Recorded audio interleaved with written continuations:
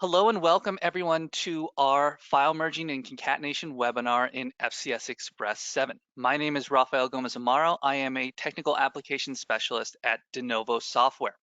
If you are new to us and to FCS Express, our company has been providing flow and image cytometry data analysis and reporting software for over 20 years. We're based in sunny Southern California, just outside of downtown Los Angeles. Now, if you have any questions during our webinar today, please feel free to ask at any time by entering those questions into the GoToWebinar controls in the questions panel, which you can see here on the right. Our staff will do our best to answer those questions promptly, either during the webinar or via direct reply from that questions panel.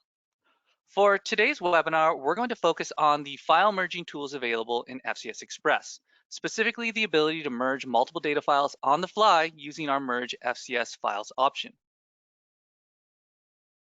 With the Merge FCS Files option, also known as virtual file merging, you can merge multiple data files directly from the data list and plot them just like you would for any single data file, providing a convenient way to quickly load and visualize multiple files on one plot. This feature is meant to be especially helpful when comparing or identifying changes across samples and provides a simpler option for quick and efficient file merging. So why use file merging? Well, in past versions of FCS Express, we needed to add files as separate data to our analysis. And if we wanted to merge them, we would need to use our batch export dialog to merge then concatenate those files. While flexible, this multi-step process still required you to save a new merge file. With virtual file merging, we can instead simply merge our data files much faster and more conveniently, since it is all done directly from the data list. Plus, there's no need to export the data as a new file, since the files that you are selecting will be virtually merged on the fly and held in memory so that you can work with them immediately. In addition, the merged files provide new options for visualization, such as plotting using the plate heat map, and you can do that even if those data were not acquired on a plate. So with virtual file merging, we have two options for merging data in FCS Express. The traditional batch export method, which still provides the most flexibility for merging, since your files can come from any folder, use any compensation, and you can select down to the gate which events will be exported and merged. However, the output is still saved as a new file. We can also use file merging, which is where we want to quickly merge and view all of our data, but may not have the need to save that merge file for later use. While less flexible, virtual file merging, or the Merge FCS file option, is extremely fast and convenient. So when should we be using virtual file merging? Well, one common example would be when plotting an antibody titration or drug treatment series, and we want to quickly combine multiple samples and visualize them together on one single plot. Another great example would be using file merging for performing things like data transformations. So let's say you want to perform tSNE on biological replicates across drug treatments or experiments. Merging your files will result in a data set that is more representative of all of your samples, which can help improve your results. Lastly, with virtual file merging, we can also create a virtual plate. This option is unique to Merge FCS files as it allows you to quickly visualize and compare your merged data on a plate heat map, even if that data was not acquired on a plate. Now, the virtual file merging is available in version 6. I see that question coming through in our questions panel. It's not just specific to version 7, but we'll be talking about some things that are going to be helpful for doing that are in version 7. So in the next 25 minutes, what we're going to do is we're going to walk through several examples using virtual file merging today. And first, we're going to be going over a simple example, and we're going to learn the basics of that Merge FCS files option. And next, we'll show an example layout with titration data and demonstrate how easy it is to use templates with merged files and how we can use a virtual plate to quickly visualize changes across our data set. And for the last example, we'll use file merging with data transformations in tSNE and show you how virtual file merging gives us a more flexible analysis. Now let's go ahead and merge some data. In this first example, we're going to start from scratch with a new layout. So I'm going to go up to my File tab here, and we're just going to open a blank layout. To virtually merge data files, the first thing we need to do is open the data list. And you can find that on the Data tab here up in the ribbon, just by selecting the data list. This is where file merging happens, at data loading using the data list. Now in version 7, we can dock these data lists to the right. We can also do that in version 6. So I'm going to go ahead and dock that there, and I'm going to expand this out so that we can see the contents of our data list better throughout this webinar. And in order to load in our new data files and merge them, we need to go to the Add Data Files button in our data list and select the files we'd like to merge. Now in this case, we're going to be merging these 9 different FCS files within my folder here. And in order to merge them, I need to make sure that I'm selecting the right type of option from my file type dropdown. So here, rather than selecting FCS files, I'm going to select the Merge FCS Files option. And once I do that, I can select one or multiple files or all of these files here in this folder, and I can simply merge them on the fly by clicking this Open File. And you'll see now that several things happen when we merge our data. First, we see that there's a new merged data file present in the data list, and you'll see that it represents our 9 FCS files. And we can use this file right away. There's no need to export or save it.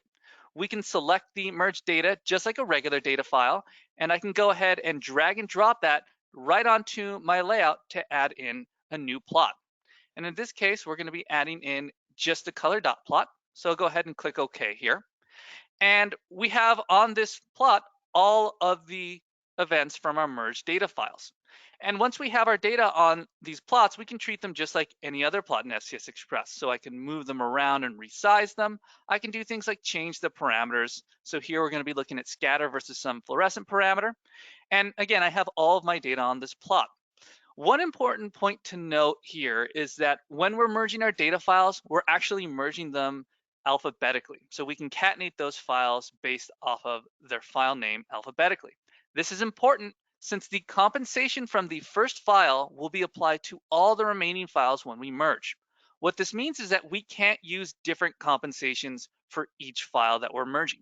This is one major difference with the more flexible batch export tool, which you can also find in the data tab here, which allows you to set a specific compensation to apply to your merged data files. The merged data file will also contain 2 new parameters, the file identifier and classification identifier. These new parameters allow us to discriminate between each file that we have merged. The file identifier is available in 1 and 2D plots. So if I click on my axis here, you can see that I have access to that file identifier, while the classification identifier is available when working with plate heat maps. Let's add in some more 1 and 2D plots of our merged data so that we can see the file identifier in action. To do that, I'm going to need to go up to my Insert tab, and I'm going to start by adding in a 1D histogram here. So I'll go ahead and select that, and I'm just going to draw that onto my layout. And we're looking at count data versus the time parameter here. And so I'm going to change that time to the file identifier. And what we see here are these 9 different lines here that correspond to the 9 different files in my merged data set. I'm going to go ahead and insert in a 2D plot, in this case, a density plot, and we're going to draw that right beneath our color dot plot here. Now with 2-dimensional plots, I can select my file identifier, but I can also choose another parameter as well to focus in on subpopulations within these individual files. So here I'm going to pick a FitC parameter. And by using that file identifier, we can again see that each file's data is separated on these plots. On my density plot, I have these 9 different lines of data, the same as I saw on my histogram here, and these each correspond to a unique file. And we can treat the data from these different files just like we would any other data on a plot. We can gate on them, we can get statistics from those gates, or create drill down plots based on those gates, which represent different sets of files. Using markers and gates, we can look at a single file or multiple files all on the same plot. And by doing so, we can quickly compare any parameter across our different files. Now to show you how this works, I'm going to draw some markers and gates on our plots, starting with our histogram up at the top. So I'm going to go up to our gating tab here, and I'm going to add in a marker. And I'm just going to set that across several of these different files. I'm going to be converting this to a gate so we can see this backgated onto our color dot plot, but also so that we can apply that to our plots and look at gated populations. So here we're just going to convert and link this, and I'm just going to call this my marker gate, and I'm just going to click OK. And you can see that that data has immediately been backgated onto my color dot plot. And what I'll do here now is apply that gate, that marker gate, and now we're focusing in only on the events within this gated region represented by my marker. And what I can do now is I can go ahead and move this marker around. I can reposition it. I can resize it to focus on multiple files or a single file, and you'll see that that data is updating for us immediately on our plots. We can do the same thing with our two-dimensional files. We can do quick comparisons between these files in our merged data sets. So I'm going to go ahead and draw in a rectangular gate on side of this density plot. So I'll pick rectangle. And what I'm going to do is I'm just going to draw that right across all of my different files here. And we're going to call this a rectangle gate. And we're going to make this a nice bright blue, again, so that we can see that better on our different plots. So I'll go ahead and click OK here. Now, I'm going to insert in another color dot plot just so that we can see this population a little bit better. So I will draw on that dot plot. We're going to pick the same parameters up as the top left. And what I'm going to do here is just apply this gate right on to that plot. And now we're looking at our data from this specific set of files here. And if I reposition that gate again, I'm focusing in on groups of files, individual files. But the nice thing about working with two-dimensional plots is because I have this extra parameter here, I can focus in also on subpopulations. And so we can really set and focus our analysis on the types of data sets that we want. Maybe this is a control and maybe this group is a treated, and I can find differences just by moving my gates around. The next thing that I want to talk about is how we can use virtual file merging to display our merged data in a plate format using the plate heat map, which we can see up at the top in our Insert tab in the Other Plot section. FCS Express can read these merged data files and essentially create a virtual plate, even if these data were not actually acquired on a plate. This gives us access to all the different tools and features associated with our heat maps in FCS Express, allowing us to easily visualize our samples across multiple parameters using things like overlays or the well radius statistic, and highlight that data using custom color levels and schemes.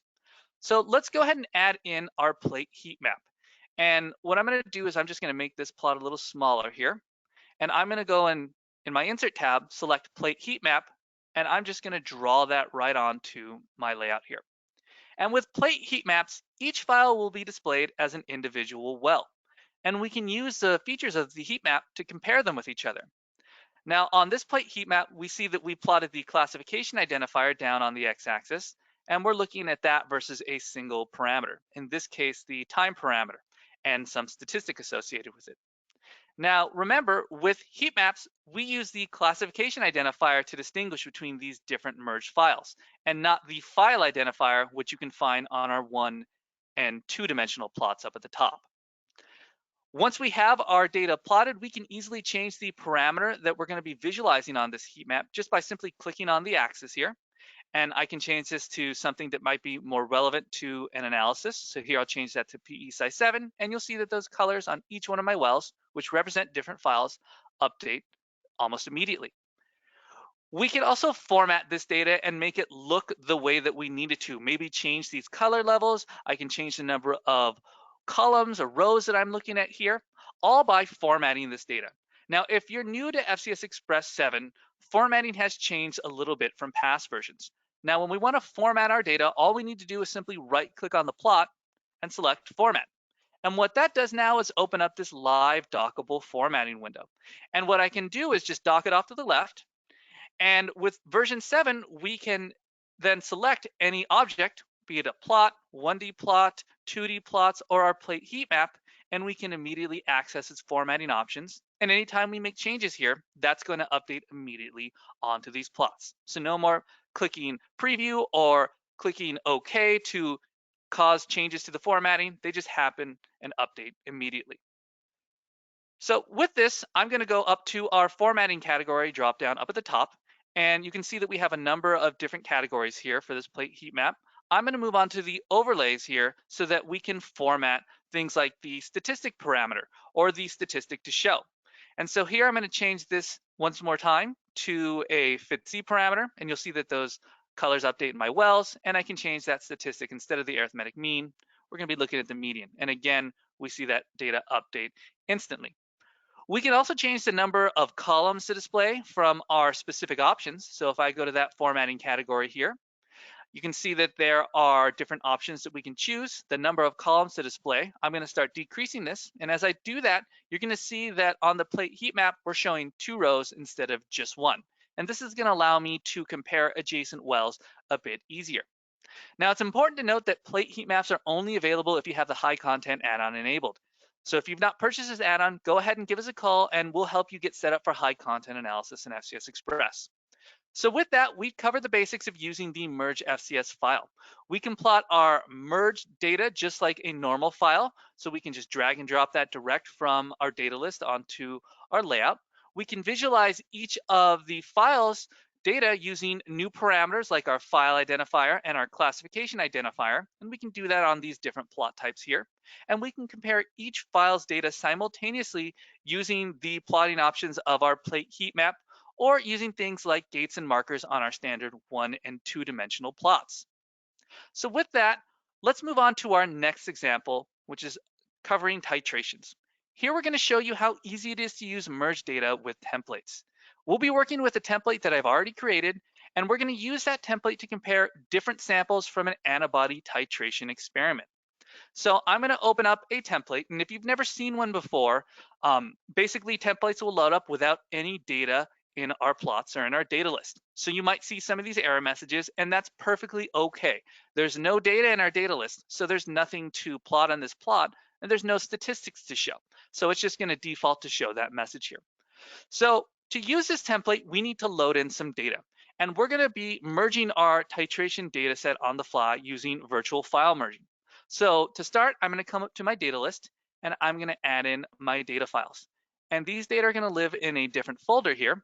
And you can see here that I have 7 different FCS files, and these each correspond to a different concentration of my antibody titration.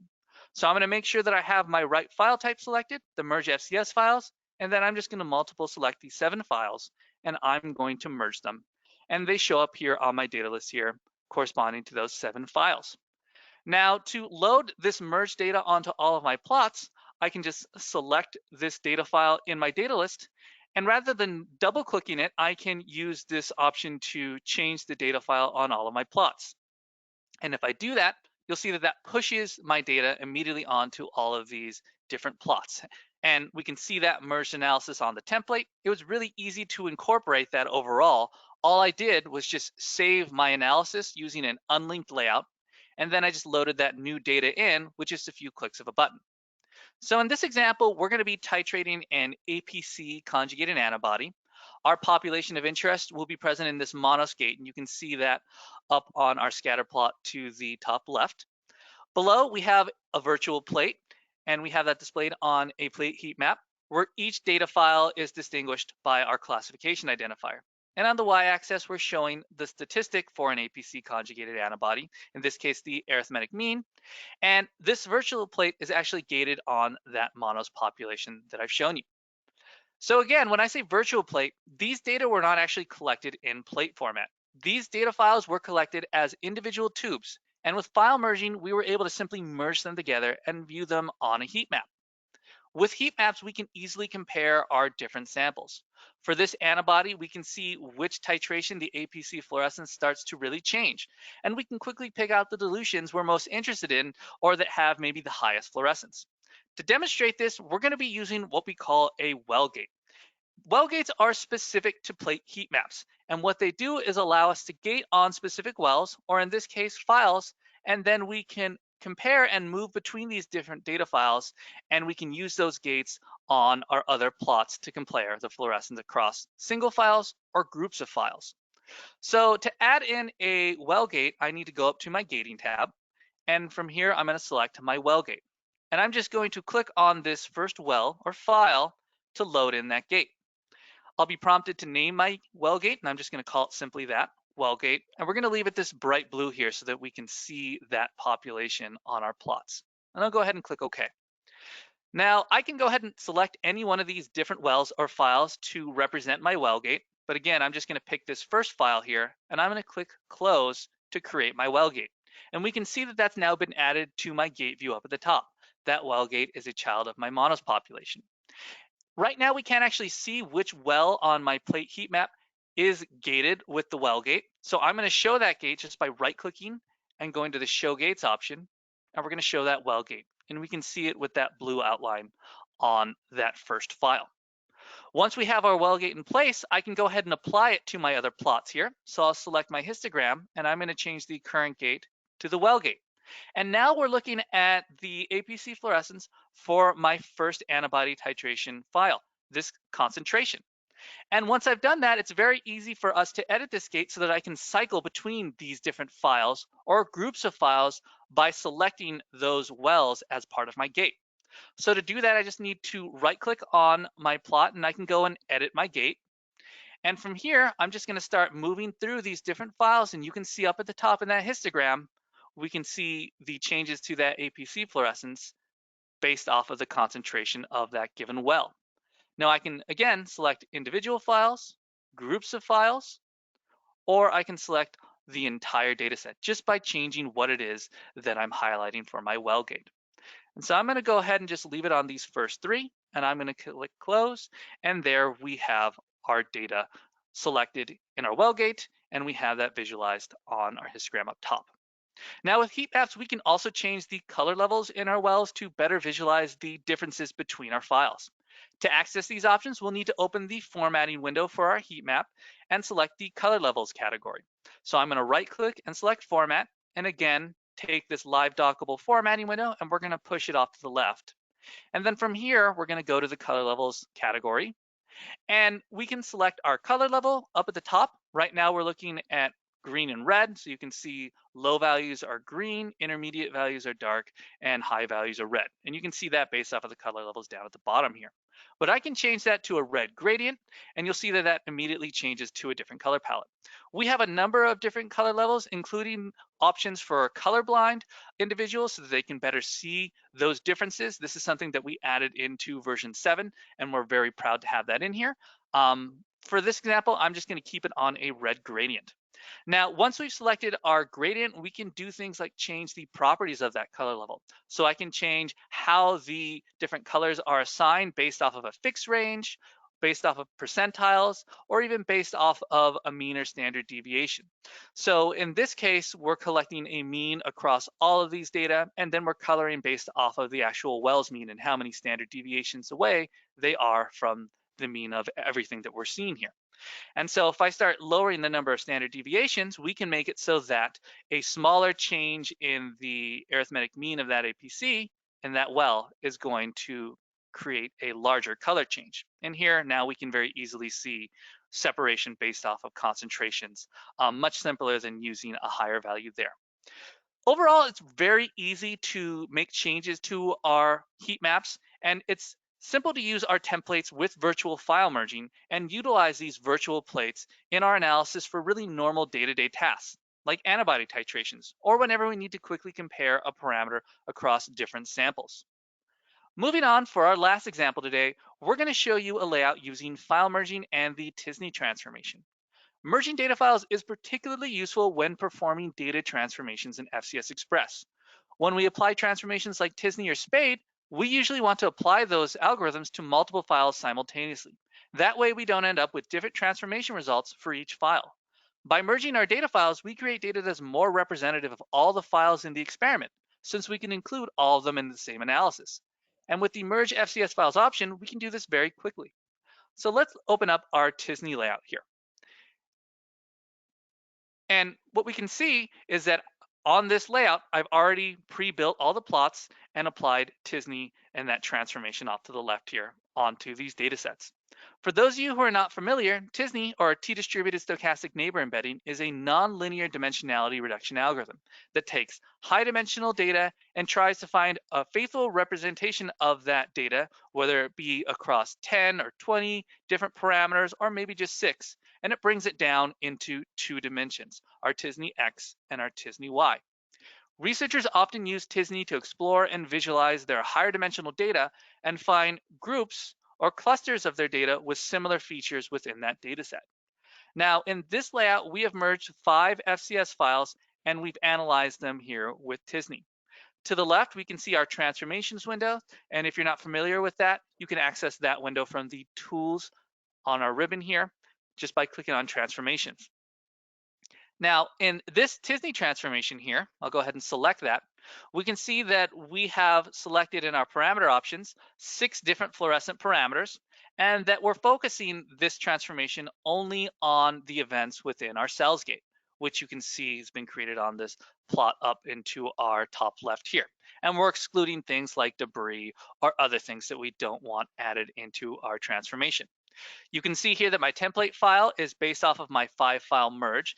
And so what we're doing on this layout here is we are looking at the output of that tSNE on these 2 plots here to the right, looking at our tSNE X and tSNE Y. Again, tSNE brings things down from n dimensions down to 2 dimensions on a plot, because that's where we as humans can better visualize and use our intuition to understand things in 2 or 3 dimensions. For today's example, I won't be going over the specifics of tSNE, so if you'd like to learn more about tSNE or the different transformations we have in FCS Express, I would encourage you to check out our most recent webinar in tSNE, which was given just last week by my colleague Andrea.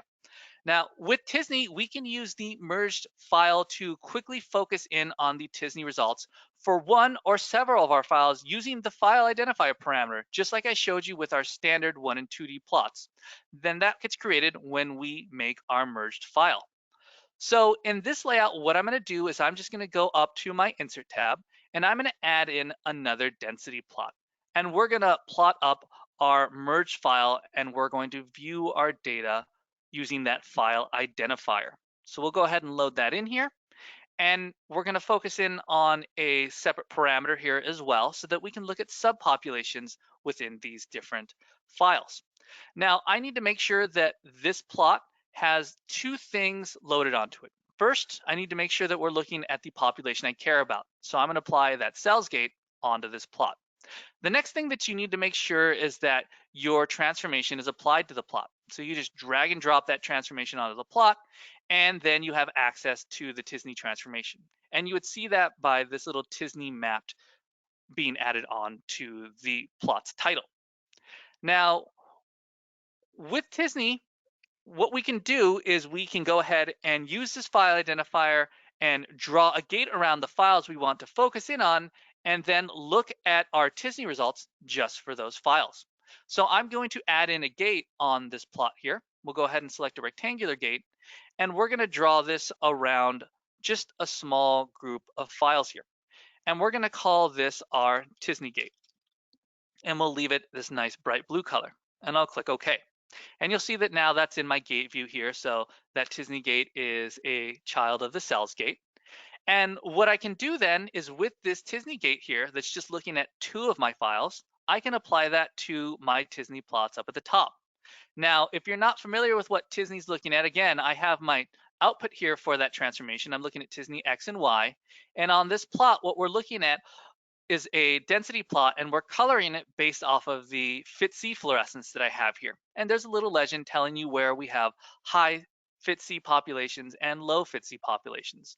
And with tSNE, typically what we're going to be doing is drawing gates on these results, and then we're going to be focusing in on those gated parameters here. We're looking at that gate that I have drawn here, and just separating out my different parameters and exploring the data that way.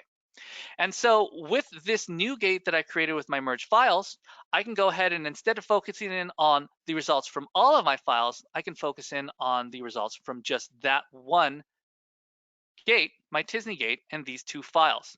And now that I've done that, you can see that this plot is updated. And then again, what I can do is I can move this gate around, and I can start focusing on data from one file, or even individual subpopulations within a file, or groups of files. And you can see that those results are going to be updating on all my plots, and I can go ahead and move my gates around and interact and go between my parameters and my tSNE results and my files, and of course back the other way from my files and subpopulations, and looking at where those fall out of my tSNE results, and then further exploring from there. We can just simply drag and drop or apply these gates on the tSNE to be able to get all of that information out. We can also easily update our analysis to include additional data. So what we're going to do next here is I'm going to save this layout as a template. And rather than loading it with 5 files that we see in our merge here, I'm going to load in 4 additional files, and I'm going to perform tSNE on that larger 9-file data set.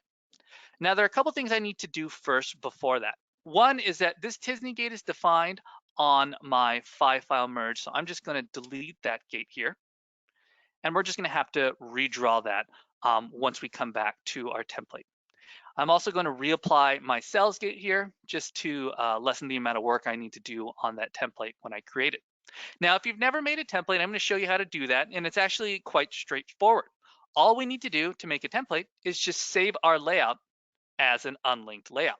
So I'm going to go to my File tab, and I'm going to go to Save, and I'm going to change my Save as Type option to Unlinked Data. And with that, I can now name my template. This is going to be my template for tSNE, and I'm going to click Save. And what we're going to do is we're going to go ahead and close out that layout there.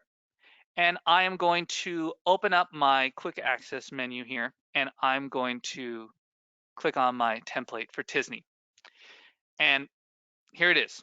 Here's that template that we just made. Now, right now, you can see that I have no data loaded into my data list. So there's going to be no data in my plots. And we're going to see these little default error messages. But that's, again, nothing to worry about because we can load in our new 9-file merge now. And we can push that data onto these plots. And then we can go ahead and move on with applying our tSNE to that new larger data set. So to do that, we need to load in our data. Again, I go to my data list, and I'm going to merge those files. So here we're just going to go ahead and select all of these FCS files, those 9 different files, and we have merge FCS files selected. And so I just merge them instantly here. You'll see the 9-file merge. And what I'm going to do is I'm just going to double click on this file to load in these data into the plots using the data list double click options here. And right now what I have selected, and there are quite a few options that we have here, but the one that I have selected is to change the overlay, the file on all these plots, on all the objects to the selected file, the file that I double clicked. And so when I click OK, you'll see that now that data from my 9-file merge has been pushed on to this template.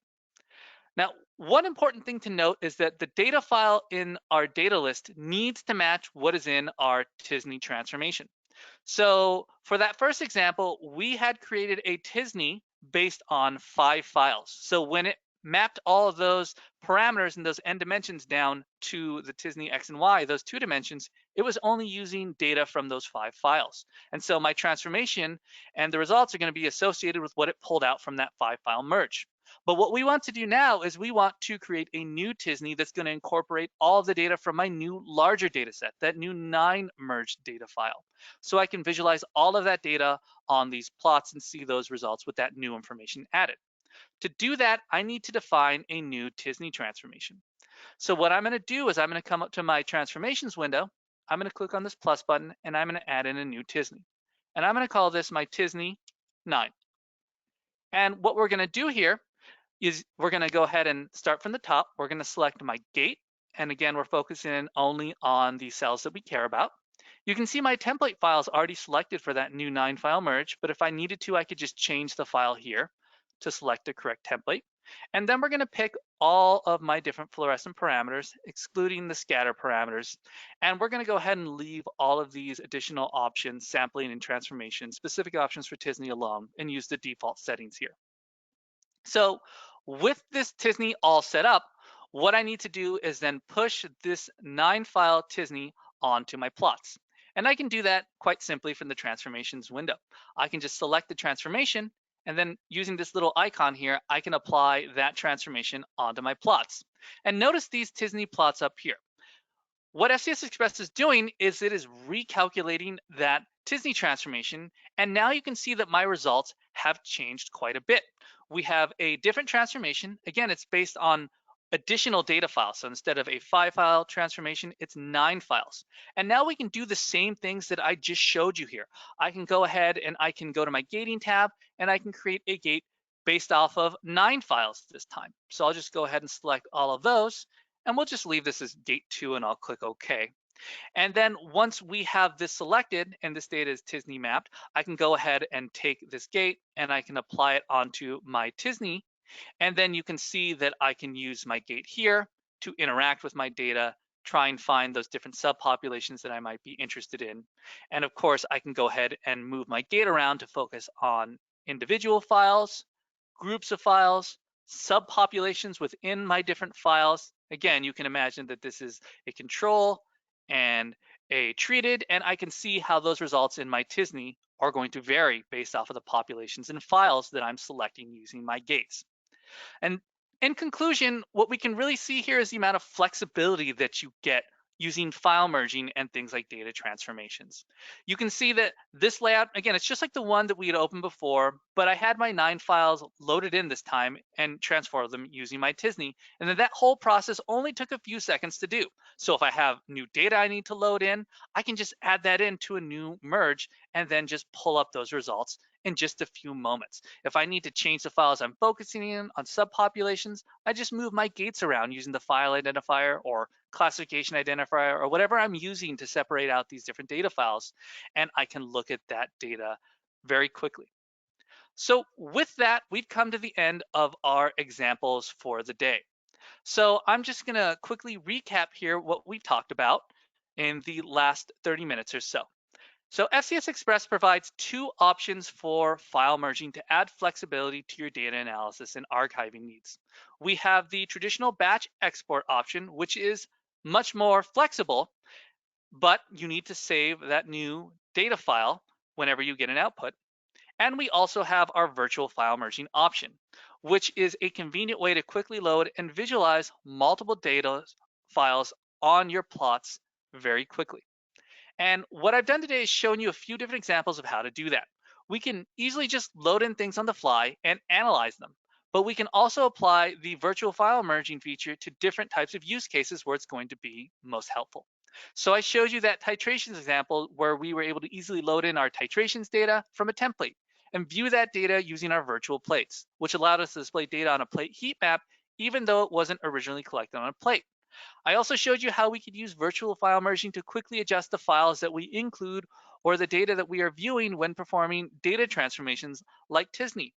We were able to use gates to focus in on our analysis on different sets of data and really go back and forth between our data, the different parameters, and our tSNE results. And it was very easy just to redo that analysis as a template for our merged data files. We just simply loaded that new merged data into the template and we were pretty much done.